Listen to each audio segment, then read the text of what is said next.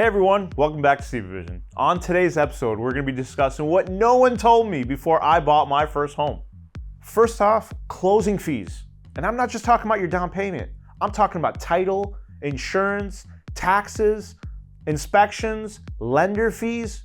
This is crazy. Expect anything between 2 to 5% of additional costs. And another thing, you're your own landlord to yourself. There's no maintenance hotline. If something breaks, it's your responsibility and your wallet.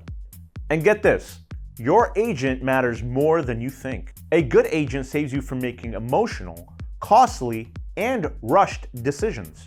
You need somebody that's not afraid to say, let's just walk away from this one. It's not just a transaction, it's a mental shift. Owning a home changes how you view money, repairs, time, and even relationships. By the way, nobody told me to avoid rushing because of rates or prices, because timing the market is risky. So focus on your timeline and your financial readiness. And this is my favorite one. This is the start of your wealth building journey. It's not just a place to live, it's leverage, equity, and long-term value. And get this, everyone gives you advice, but most of it's useless. I saw it online and my cousin said, all these things, you gotta tone it all out and learn to trust your professional. And finally, you'll never forget your first home. Trust me, the good and the bad. It'll teach you what to do and what you shouldn't do next time. And here's a story about my first home. My wife and I were just engaged, looking for a place to live, and anything around us that we were looking for, close to our families, was a bit pricey as far as rentals go. But at the time, 2011, there's a ton of properties, mostly bank-owned, around town that we were looking at, and very low and depressed prices. The thing is, it made more sense for us to purchase a property because our monthly payment was a quarter of what it would have been as a rental, helping us build equity, which is a good thing looking back at it now. But we didn't know any better. I wasn't in real estate, didn't know nothing about it. We got married pretty young, so we didn't know nothing about investing or anything like that as well. We just needed a place to live. So we bought a home out of necessity. We called up our friend, he was a real estate agent, and we said, hey, we're looking for a home. He's a good friend, good real estate agent, and he was probably doing it for about 6 or 7 years at the time. So he took us around, showing us places. There was so much inventory, it was unbelievable. I think on one street there must have been 5 or 6 homes at the time. We came across the house that we loved. We walked right into it, and you know how we liked it? I still remember we looked at each other and we see the big bay window and said, wow, this is it. The house was a dump. If I show you pictures of this house, it's unbelievable. I mean, we turned this house upside down 2 months before our wedding, mind you. We had to restore the entire home. It was a bank-owned property, so if you can imagine this, people were pretty irritated, pissed off about their situation, left it in terrible condition. In fact, I remember even after we finished it, our neighbors had come by and checked the house out and didn't even recognize the house anymore.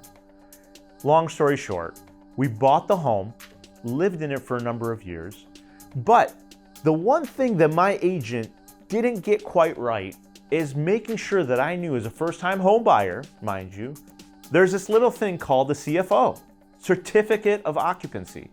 And if you guys don't understand what this is, let me explain it to you.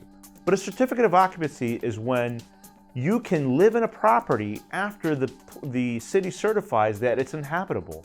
If the property is deemed vacant for any reason, it removes a certificate of occupancy, and the city comes in and they check and they check and they check all these little things, and they got a huge checklist of things that needs to be repaired before they reissue a new certificate.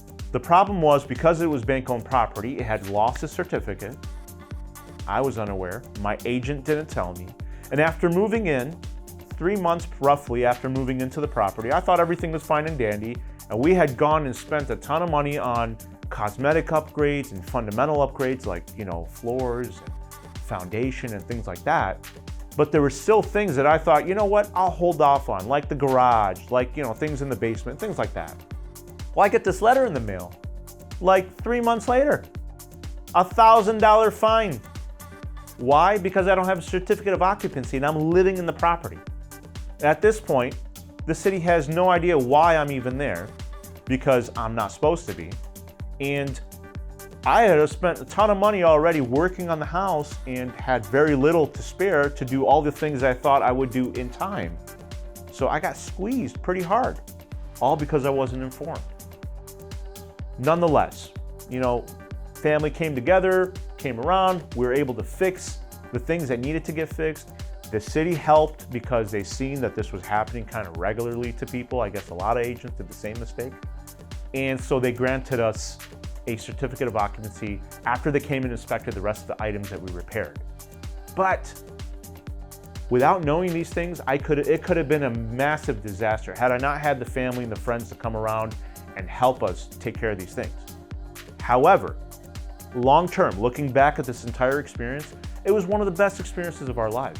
We look back at our home, we still love our home, our old home. We had it for many years, 7 years or so, and then decided to pull the equity out of it, buy a nicer home in a nicer area, rent the property out for a couple more years after that before we decided to sell it and reap the reward that was in the property. All the meanwhile, the value was increasing over time. And being a new homeowner, I didn't understand a lot of things that I know today.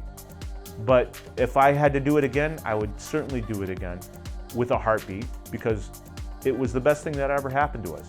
It propelled us on a future that was more lucrative in building our financial wealth, both before and now and in the future to come. So if you need help planting the seed to your first home and are looking for some trusted advisors, log on to SibaRealtyGroup.com/SibaVision or click the link in the description below. I've got a team of trusted advisors that's ready to connect with you so my type of story doesn't happen to you. These are trustworthy advisors trained under our wing to make sure they get all the details so you're not left uncertain about what you're buying and how you're doing it. Thanks for watching, and don't forget to like, share, and subscribe. And comment below, let me know the experience you had with your first home.